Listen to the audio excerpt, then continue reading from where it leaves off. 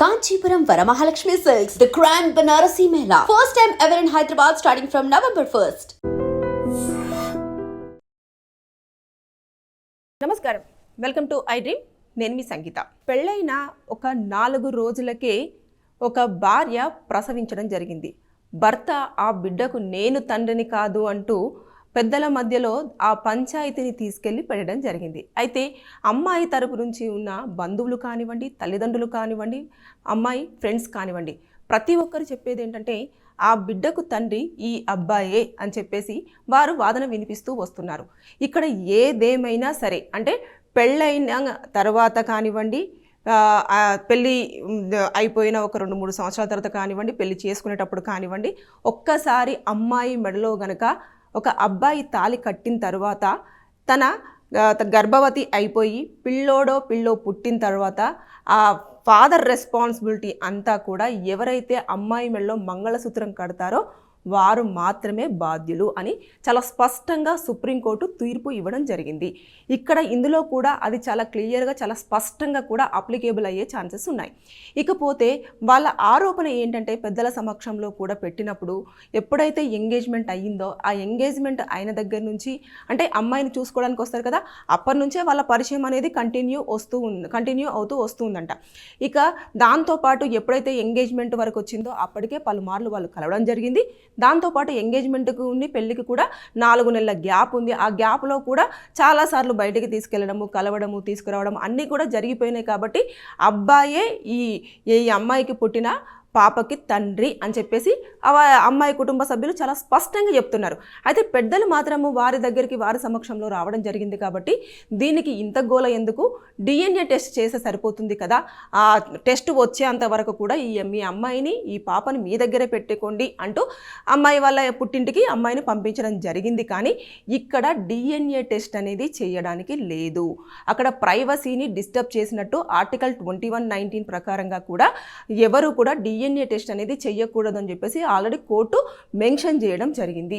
కాబట్టి ఇప్పుడు అతను పెళ్లి చేసుకున్నాడు కాబట్టి ఆ పాపకు తండ్రి బాధ్యత తనే తీసుకోవాల్సింది ఆల్రెడీ అన్ని చట్టాలలో కూడా క్లియర్గా మెన్షన్ చేయడం జరిగింది. కాబట్టి ఇక నేను కాదు, నాకు సంబంధం లేదు అని చెప్పేసి ఇటు అబ్బాయి తరపున కానివ్వండి, అదేవిధంగా అబ్బాయి కానివ్వండి చెప్పే అర్హత వాళ్లకు లేదు. ఎందుకంటే చాలా క్రిస్టల్గా కూడా ఆల్రెడీ చట్టాలలోనే చాలా క్లియర్గా మెన్షన్ చేసినప్పుడు ఇక తండ్రిని కాదు అని చెప్పేసి అంటే కుదరదు. అంటే చాలాసార్లు తిరిగారు, చాలాసార్లు కలిశారు. కాబట్టి ఆ అమ్మాయి ఏమంటుంది, నేను ఎవరితో మాట్లాడలేదు, ఎవరితో కలవలేదు, అసలు ఎవరు నాకు నా జీవితంలో లేరు, ఈతను తప్ప అని చెప్పేసి చాలా స్పష్టంగా ఆవిడ చెప్తూ వస్తుంది.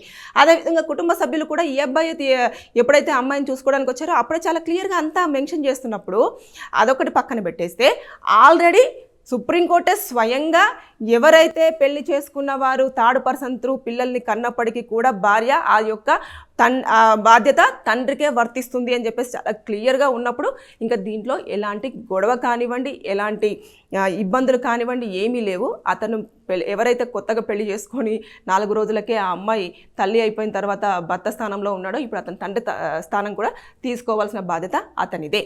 అయితే తెలియదా, అంటే పెళ్లి జరిగేటప్పుడు కొంచెం పొట్టైన ఎత్తుగా ఉంటుంది కదా అని చెప్పేసి, అంటే అమ్మాయి చాలా పీలగా ఉంటుంది.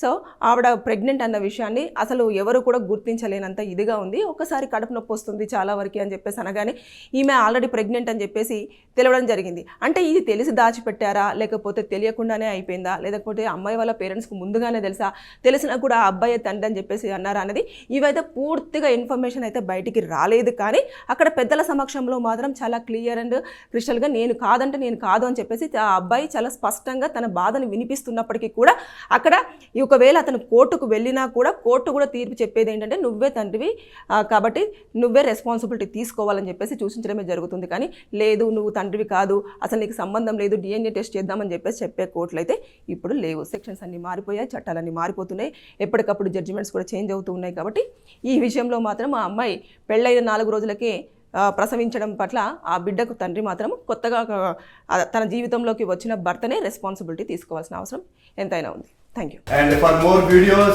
please subscribe to iDream. Please subscribe to iDream. Please subscribe iDream. And please subscribe to iDream. For more videos, subscribe to iDream. please like, share and subscribe to the channel. Congratulations, iDream. Subscribe to iDream. Subscribe to iDream. So subscribe to iDream Media. iDreamకి iDream team అందరికీ huge congratulations. Please subscribe iDream Media. Please subscribe to iDream. Subscribe iDream. Please subscribe to iDream.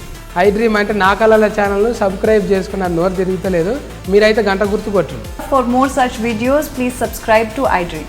Subscribe to iDream. Please subscribe to iDream. Please subscribe iDream Media. Please do subscribe to iDream. Please subscribe to iDream Media. For best entertainment and information, please subscribe iDream. And don't forget to subscribe to iDream.